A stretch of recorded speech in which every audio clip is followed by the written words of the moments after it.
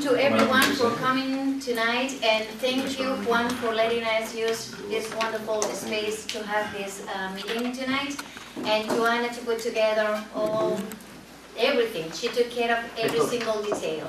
So she's spoiling us. Ciao, ciao, Hector, you're leaving. I'm seeing you.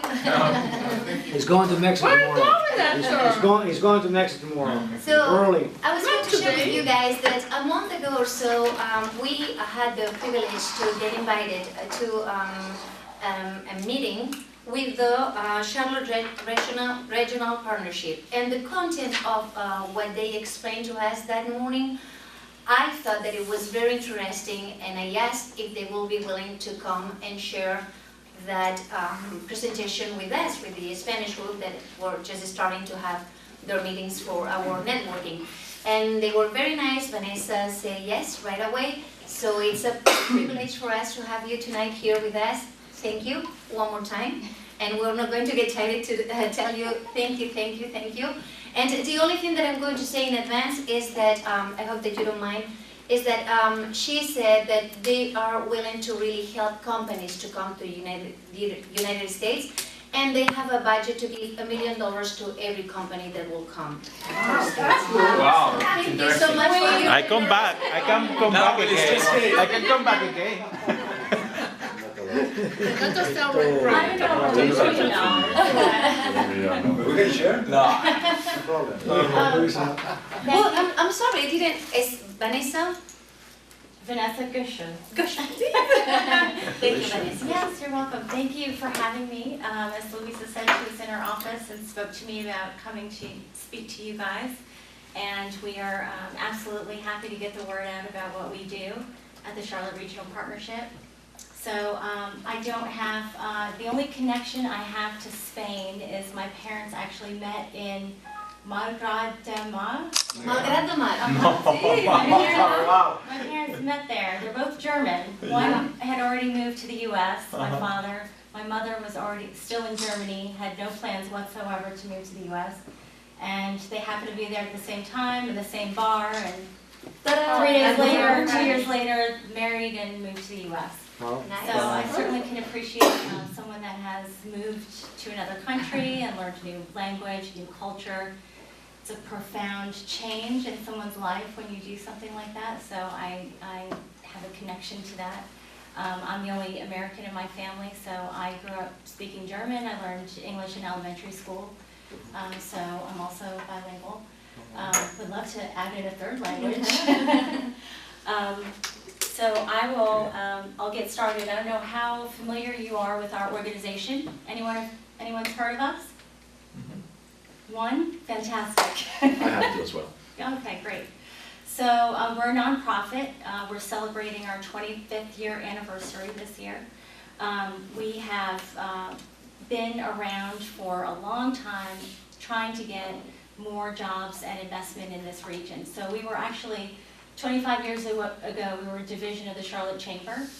And the founding fathers came up with this idea that an organization that was looking at bringing companies here really had to look beyond Charlotte and beyond Mecklenburg County, because businesses are growing, people are moving into the outlying areas, and all of that is economically tied together. So how can we leverage this greater region? And they ultimately decided to move it out of the Charlotte Chamber, and now we've been a standalone organization for 25 years. So that is our sole purpose, is to bring new companies here.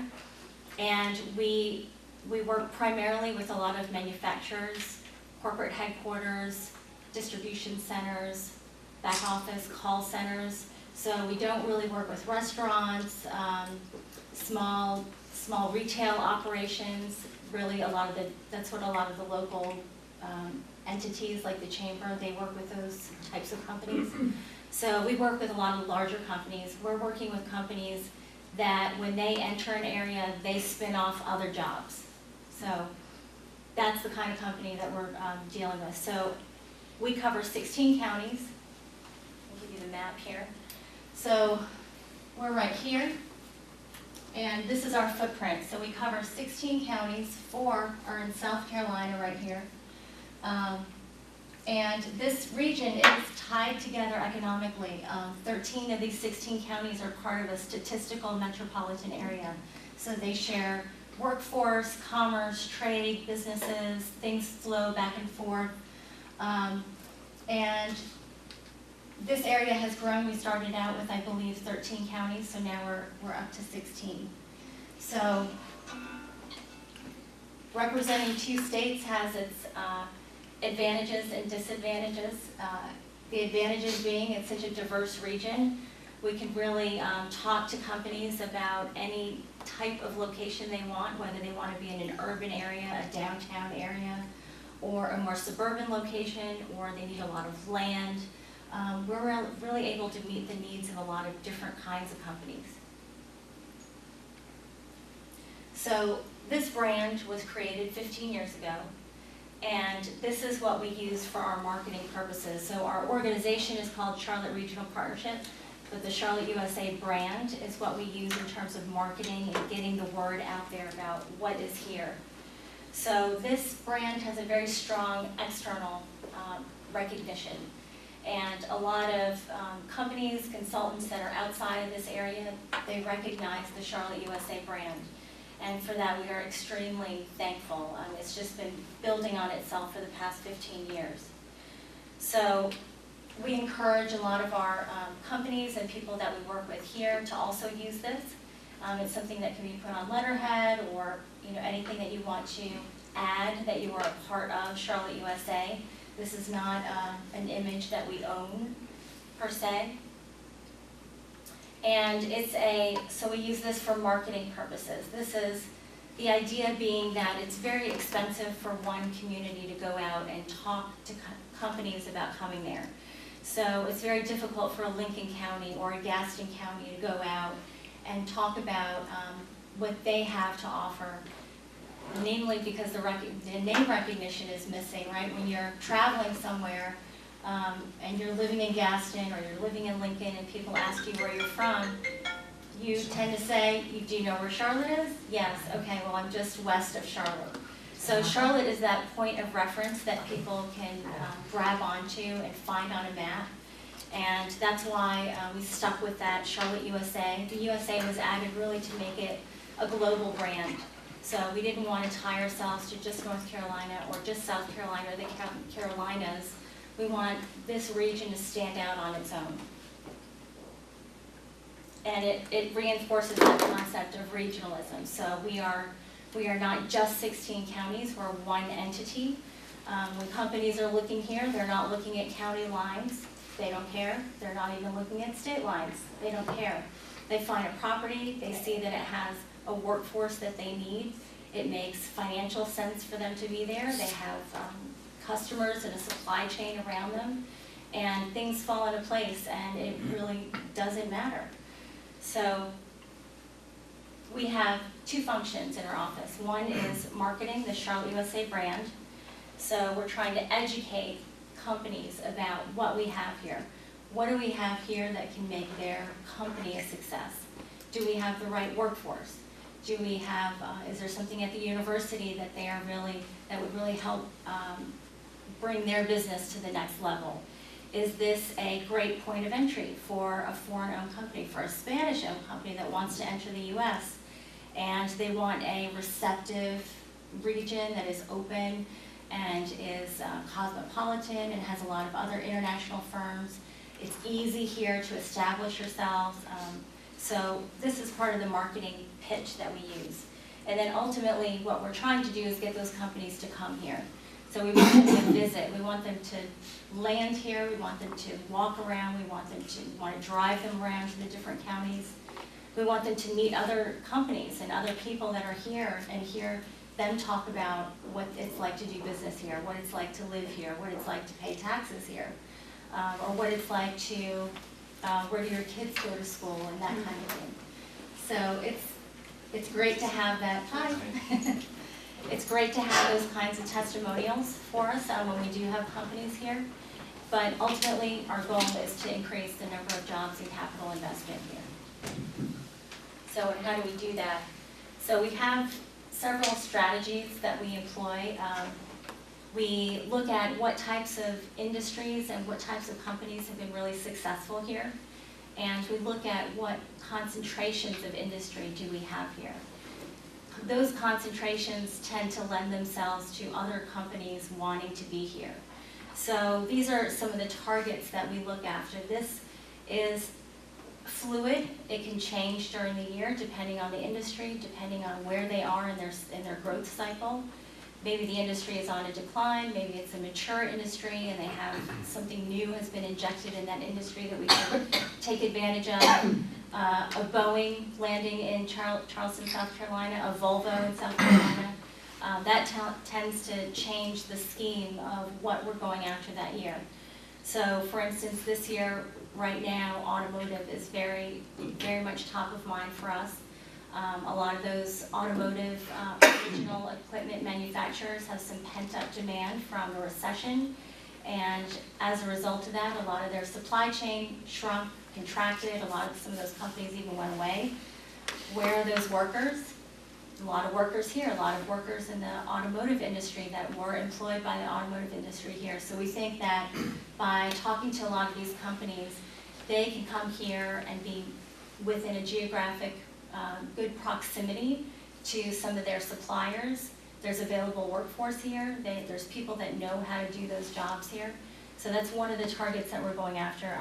We'll be in Hanover Messe at the end of April. We've got a group of nearly 20 people going. And so that show is about automation, energy, robotics. So we'll be talking to a lot of companies that are in the advanced manufacturing space. And this area lends itself very well to those companies coming here.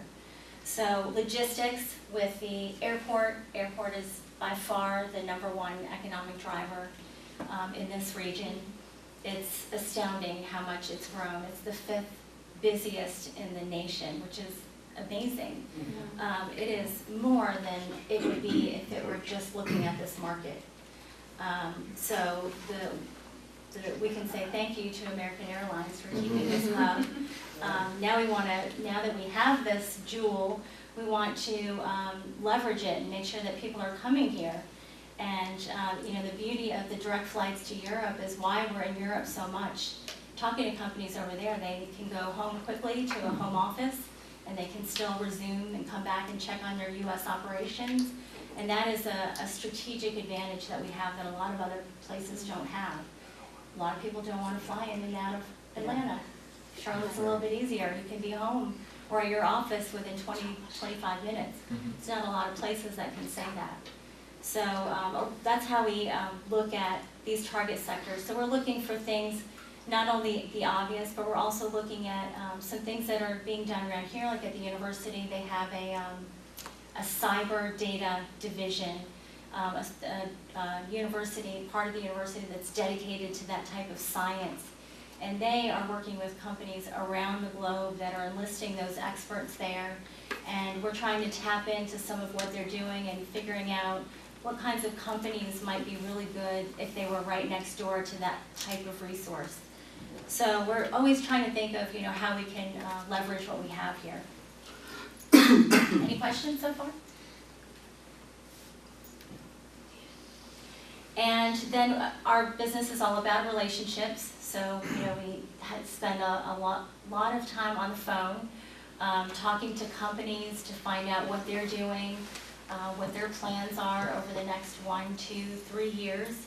Would they consider, if they plan on expanding, would they consider, if they're looking at the Southeast, would they consider this area? We talk to a lot of site consultants. Those are consultants that companies, usually larger companies, hire to do the site selection process for them. So those are important clients of ours because many times they have multiple projects at the same time. So we're able to talk to them and keep them up to date on our market and what's happening here. And they're able to talk to their clients about us. So that's one of the audiences that we keep in touch with fairly regularly. We go to conferences and pop in and out of their offices around the country and talk to them. And also a lot of our allies here, like many of you, You're in touch with companies, you're in touch with your colleagues from around the world and are working in different places, and you never know where that next company is going to come from, where that next lead is going to come from, if it's someone you're talking to that has an interest in coming here, and we can help facilitate that discussion. And we do work with, there are companies here that use us a lot, local companies that use us for our research capacity. So we have a research team in-house, and we have done things for companies here if they're looking for a particular industry, list of companies. Maybe they're trying to boost their revenue here, and they're trying to figure out, well, if I'm targeting out west, what kinds of companies should I be targeting? And we can help talk through a lot of people with what exactly it is they need, and we can help supply that information. So it's really not trying to not make it all incoming, we're trying to help many of the companies that are here as well. And then we also use a lot of tactics, regular traditional marketing tactics. We use a lot of social media. We use a lot of the use of e-campaigns and things like that. And the idea is to bring them down the funnel, to sit down with them one-on-one, to bring them here, or we travel to their office and sit down and have a conversation about what their company needs, what we have, how we can perhaps help them be successful by operating here. So we'd like to have the people, the consultants and things like that, we'd like to bring them into market. If they don't have clients that are looking at this area and they haven't been here in a few years, as you know, with all the construction here, things happen on an annual basis, every 2 months, 6 months. New buildings are going up, and it changes very quickly. So we like to have these people coming in and looking at the market on an annual basis so they can see this growth. I can tell you, this is unprecedented in a lot of places. I mean, I think we tend to take it for granted. We see all these cranes going up and all the construction, and we bemoan about all the apartment houses that are going up and things like that. But there are a few areas of the country that are really seeing this kind of activity. And when people land here and they come and see this, they are just blown away. They cannot believe it. So we are really lucky in terms of the growth that we are experiencing, and we're able to showcase that when they come here. So this is where our research team comes in. We have been looking at, so in order to, we're always trying to think, who are we targeting next?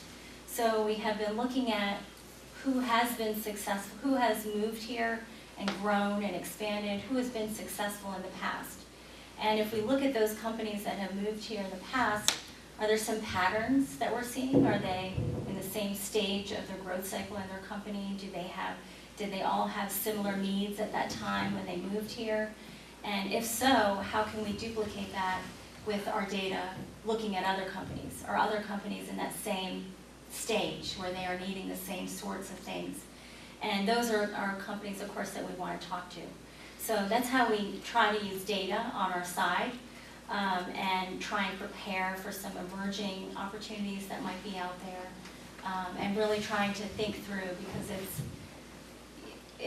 the universe of companies is unbelievably infinite, and trying to figure out who to talk to and why they should be looking here, and trying to make that message match is it's difficult. So it takes a lot of us and a lot of some forethought and really strategic decision making in terms of who we're going to talk to and why. So this is, Louisa has seen this part of it before, so we do a lot of traveling. My boss, Ronnie Bryant, who couldn't be here tonight, he does a lot of travel every month. He is somewhere else. We travel across the U.S. Talking to companies about coming here. We go to Europe anywhere from, this year we'll be in Europe 3 times. So I added Spain. We are going to Spain for the first time this year. So we're really looking forward to that. We have a company that we work with in Europe, and they have people on the ground in different countries where they are talking to companies on our behalf and helping us find the right companies, because we just don't have the bandwidth to do it all. So they are helping us. They have someone on the ground in Spain, so we look forward to that and think that that trip is later this year, the second half of this year. So we're really looking forward to that. I've talked to the access to the airports and flights. If you're not going, and a lot of their consumers are in the southeast. If you look at the changing demographics in the U.S. workforce or in the country, where are people moving to? They're moving to the south, and they're moving in particular to the southeast. It's this, this is where people want to be. And when we're looking at companies, companies are going where people are going. So they want to be where the next generation is going to work. Where are they all moving to? And if we have all these millennials and people that are of working age that are moving to this area, companies are looking at that and they see that and they think, I need to be there. So this is where we have been going. We have been to Asia in the past. Asia has been, it's difficult if you're not going on a consistent basis. And there is someone at the Charlotte Chamber that does go back several times a year, Eileen Kai. So we largely leave Asia to them, to the Charlotte Chamber. So this is where we tend to go on a regular basis. And I mentioned Hanover, so I'll be in Hanover for that week. And the following week I'll be in Karlsruhe. There's a delegation here from the community college that's going and talking to some innovative things that companies are doing over there. Mainly, they're actually interested in talking to us about how the U.S. How the immigration works in the U.S. How do people assimilate to an American way of life? And so with, Germany has absorbed a lot of migrants, over 1 million migrants in 1 year. So they're trying to figure out some of these communities that are really thinking ahead and thinking, how can I take advantage of this situation? For instance, in Karlsruhe, they have an unemployment rate there of 1.9%. Everyone is employed. Those companies are growing and they need workers. So they are trying to think of all these people that are coming in here, how can we train them? How can we get them into apprenticeships? How can we get them interested in these types of companies? So it's an part education. How do we get them more assimilated and into a European community? So we're talking to them about that, which is interesting that they want to hear about that from us. We have Trevor Fuller, who's one of the county commissioners from Mecklenburg County. He's going to be coming with us, so he can speak from a governmental point of view, what they do here. So yeah, that's coming up. May I ask you a question? When you talk to companies, European, Canadian, could you please tell me the 5, 6 main reasons to come to the Carolinas? Yeah. The airport. Direct access. The airport is really key. The demographics. This is a growing area. We have 100,000 new people that are 100,000 net new migration in this region every year. That's tremendous, and we beat hands down a lot of other markets in the south. So relatively low cost of doing business. We have the lowest unionization rates here in the country, which to many companies that are in Europe especially, that's very appealing, especially German companies. They have very strong labor unions. And the cost of doing business, the cost of living is lower here. It's below the national average. So when you're looking at what is my average salary of what I'm going to pay my workers, it's going to be different here than if you're looking at New Jersey, or if you're looking at California, or another outside of Chicago, something like that. So it's a very different landscape. And it depends on the company too.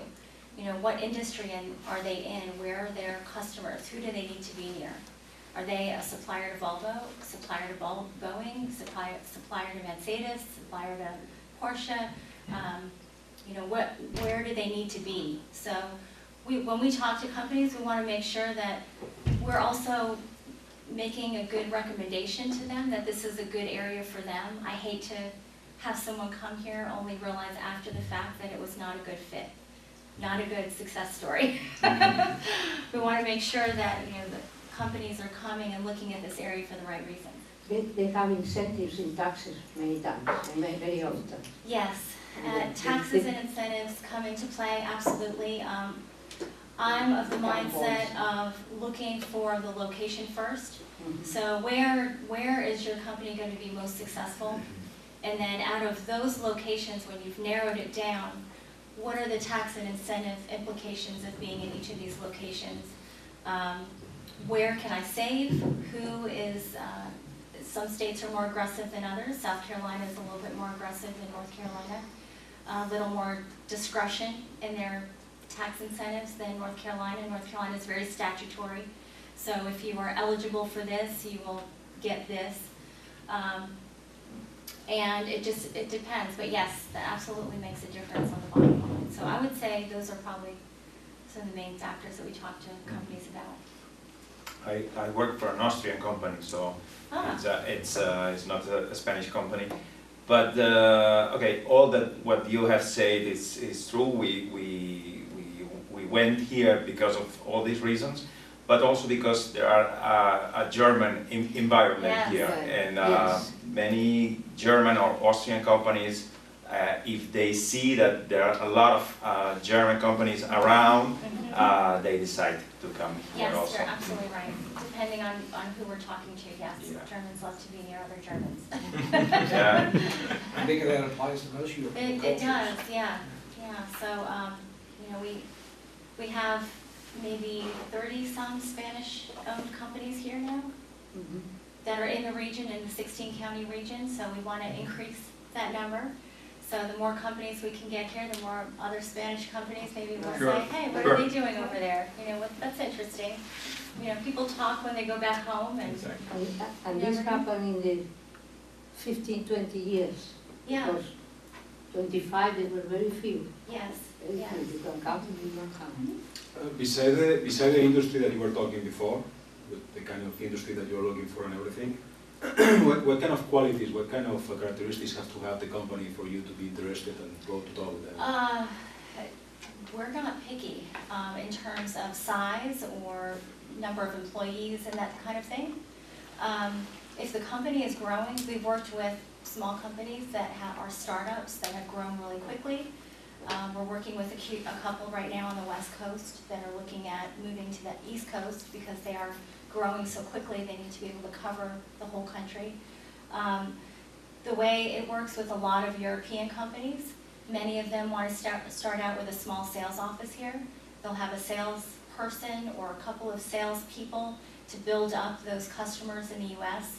So they have a solid customer base in the U.S. Usually that's followed by some sort of distribution facility where they can send the product here and disseminate it from this one location. And hopefully that turns into a manufacturing facility. That's usually the kind of the steps it goes into. So, you know, if a company wants to start that way, we're happy to have that discussion about, you know, seeing if Charlotte is the right place for them. Does that make sense? Yes. Did I answer your question? Well, I would like more details, but it's pretty much what they expected. Okay. You know, I guess that it's about to talk more in deep. We work, in Germany in particular, we work with a lot of the Mittelstand companies, the mid-sized companies, family-owned. We see those as ones that are growing. They have a next generation that are thinking, you know, in terms of how do I grow this company, where is my next market? Then we work with a lot of larger companies, global companies. I've got GE in the pipeline. We have, so it kind of runs, you know, the full range of types of companies, from startups. Do you provide all the infrastructure? So if somebody actually wants to move into the Charlotte area, do you provide all the infrastructure, the legal work, everything that is needed to open up a corporation here? No, we can talk to them about what is needed. We can enlist some of our investors that are attorneys in that field, and that's their specialty. So you have a network. Exactly. Yeah. We've got 180 investors that are investors in our organization. So what you guys do is you tell the companies exactly what we need, in order to, or you need in order to open up an operation here, and then you provide the contacts. Yes, if they want to speak to another Austrian employer and find out what their experience is, you know, how did you do this? How has your experience been? Did you find the workforce you were looking for? That kind of thing. To talking to an attorney.